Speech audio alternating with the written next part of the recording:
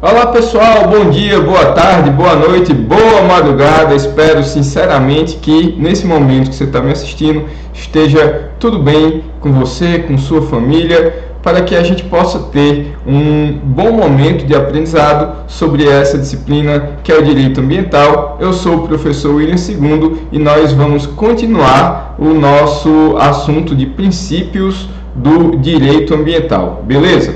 Meus amigos, seguinte, no bloco de aulas passado, bloco de aulas 2, se você não assistiu ainda, recomendo que você assista, está público inclusive aqui no YouTube, não precisa voltar lá para o Unileão Digital para que você possa retomar o acesso.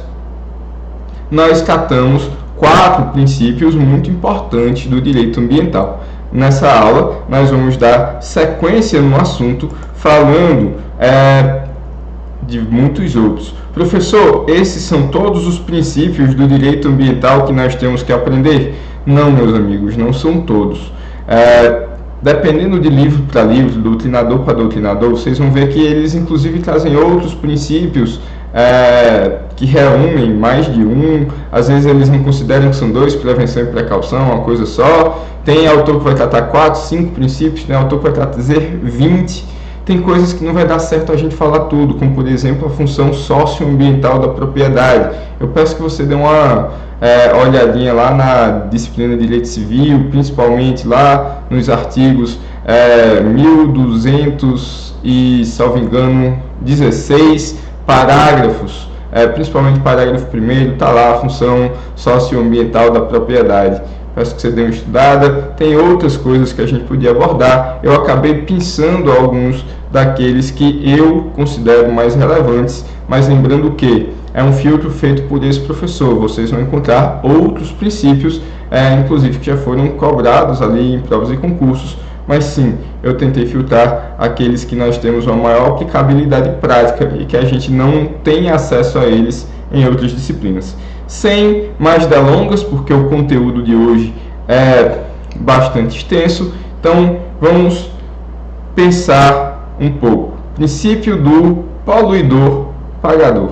Meus amigos, princípio também importantíssimo do direito ambiental, princípio que, na minha modesta opinião, também é desdobramento do desenvolvimento sustentável, e ele vai pedir que a gente pense mais ou menos assim. Olha,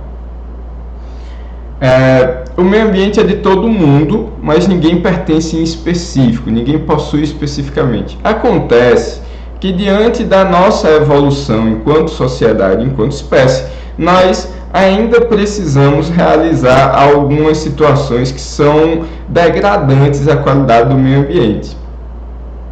Entendam, pessoal, que nem toda degradação é poluição. A partir do momento que eu respiro e soltei o ar, eu estou degradando o oxigênio e devolvendo para o meio ambiente gás carbônico. Mas, é claro, o direito ambiental não vai me punir por isso, que é algo natural, inclusive das outras espécies. Nós, seres humanos, temos tanto quanto direito de sobreviver quanto qualquer outra espécie, e para elas sobreviverem, elas vão respirar. Claro, nem todas respiram da mesma maneira que nós, ok? Mas tem situações, meus amigos, que nós sabemos que não há uma simples degradação, de fato vai trazer um impacto maior. Professor, então o intuito é que essas de impacto maior nós vamos suprimir da nossa realidade. Seria muito fácil na teoria e muito difícil na prática. Vamos pensar um pouco. Vamos supor que hoje nós já temos uma plena convicção que boa parte da aceleração do aquecimento global se dá pelo uso de combustíveis fósseis, entre outras, gasolina, óleo diesel, o gás de cozinha. Será que hoje, se a gente disser, olha, ninguém mais pode usar gasolina no Brasil inteiro, o caos que seria? Estaríamos prontos? Não. Outra coisa, pessoal, aqui na região já tivemos uma fábrica de cimento e quem transitava por perto sabia o quanto degradante é aquela nuvem de fumaça, de particulados. Mas deixa eu perguntar a vocês, será que hoje, nesse momento da nossa civilização, nós estamos prontos para viver sem cimento?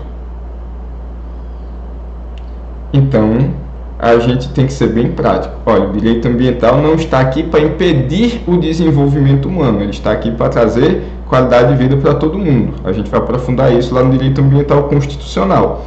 Mas nós temos que saber que, se eu vou realizar uma atividade que vai impactar no meio ambiente, mas que vai trazer uma certa vantagem, não só para mim, mas também para parte dos seres humanos que estão nos rodeando, vai trazer uma melhor qualidade de vida, eu tenho que dosar esse impacto, eu tenho que fazer o custo-benefício. Se o custo-benefício de impactar ainda é melhor do que abrir mão do desenvolvimento, toda ação tem uma reação, meus amigos. Toda ação tem uma reação. Tudo que a gente fizer no meio ambiente vai ter um impacto. Simples assim. Agora, nós temos que saber dosar e saber que aquele que causou o impacto ao meio ambiente, ele ou ela é quem tem que responder pelo impacto e não a sociedade toda. A coisa mais cruel de tudo que a gente fala no meio ambiente é que muitas vezes um impacta e as consequências devastadoras daquele impacto negativo sobre o meio ambiente serão socializados com todos. Então vamos lá, é aquele cidadão que vai realizar uma obra extremamente poluidora, que vai impactar na vida de todo mundo, ele vai lucrar e os outros que se virem. Imagine um cidadão que, sei lá, é muito comum aqui em nossa região, questão do banho de olho, só para dar um exemplo, né? Querendo acabar a galvanoplastia não, pelo amor de Deus. Mas imagine o cara que o jeito certo era juntar os seus resíduos, entregar num coletor que vai cobrar pelo serviço de ir lá coletar o material da poluição e ok, tudo bem. Mas em vez disso, para economizar um pouco, ele vai lá e joga o esgoto dele com metais pesados no esgoto doméstico da cidade. Aí aquele metal pesado vai para uma... Infelizmente a gente não tem tanto sentado aí fazer o tratamento da água, vai para um córrego, esse córrego muitas vezes vai para um barreiro, um açude que vai abastecer a cidade inteira. Aí a população começa a beber essa água poluída, começa a adoecer, e quem vai pagar a conta? Ou o doente, que vai ter que comprar os remédios, o tratamento, ou o poder público, com o SUS. É justo que todo mundo vá arcar com os prejuízos causados pelo ganho de um? E é nesse sentido que surge o princípio do poluidor pagador. Dito isso, meus amigos, vamos para alguns cuidados. Olha, cuidado, é diferente de pagador-poluidor. Durante muito tempo se teve aquele pensamento, olha, eu estou pagando uma taxa ambiental, então eu estou livre para poluir. Eu estou pagando a conta da SAEC, eu estou apto a gastar o tanto de água que eu quiser. Não é assim, meus amigos, os recursos ambientais são escassos.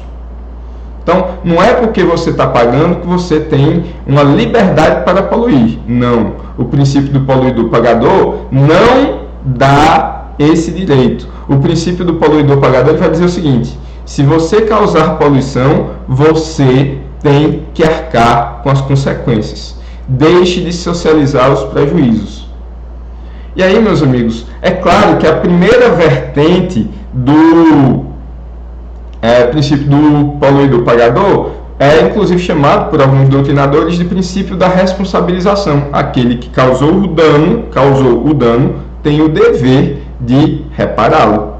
Aquele que causou o dano tem o dever de repará-lo. Ok, mas não fica só aí. Daí se falar no princípio da vocação redistributiva do direito ambiental, no intuito de, olha, internalizar as externalidades negativas.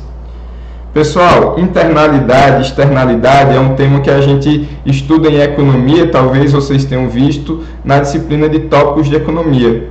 O que é uma externalidade, professor? Quando nós temos uma atividade, nós temos consequências boas e ruins internas, então nós vamos chamar de internalidades. A melhor internalidade possível é o lucro. Internalidades negativas, a pior possível seria o prejuízo.